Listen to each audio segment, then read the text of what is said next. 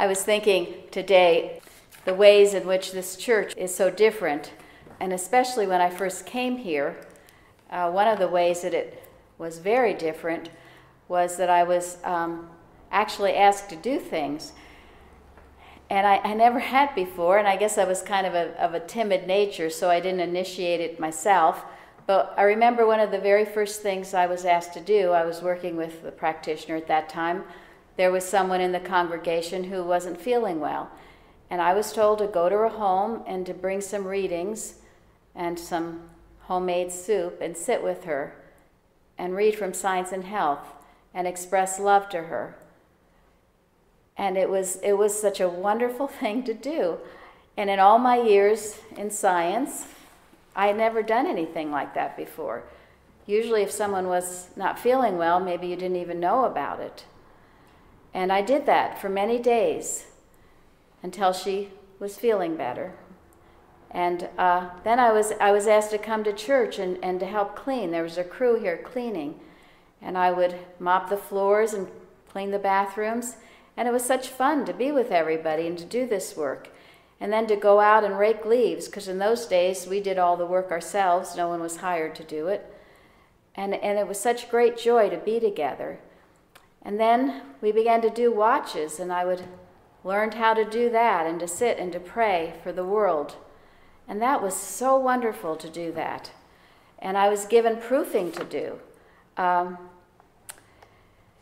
I was asked, and this was one of the most hardest things, if I'd been having healings, I needed to get up and testify.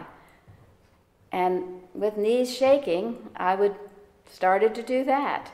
And this too was so liberating, was so wonderful to put love into action.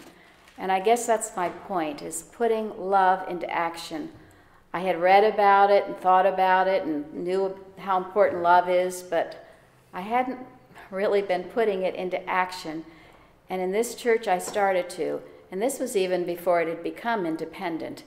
But it has made such an impression on me, and I'm so grateful that now we have that standard, and we have others here and elsewhere who put love into action. And it is one of the most wonderful things we can do, because in that way we are expressing God's love. In Miscellaneous Writings, in Mrs. Eddy's article on love, she writes, "Love cannot be a mere abstraction or goodness without activity and power. As a human quality, the glorious significance of affection is more than words. It is the tender, unselfish deed done in secret, the silent, ceaseless prayer, the self-forgetful heart that overflows, the veiled form stealing on an errand of mercy out of a side door, the little feet tripping along the sidewalk, the gentle hand opening the door that turns toward want and woe, sickness and sorrow, and thus lighting the dark places of the earth." Thank you.